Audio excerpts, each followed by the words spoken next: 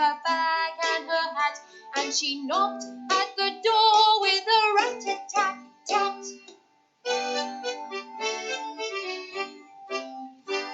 She looked at the dolly and she shook her head. Then she said, Miss Polly, put her straight.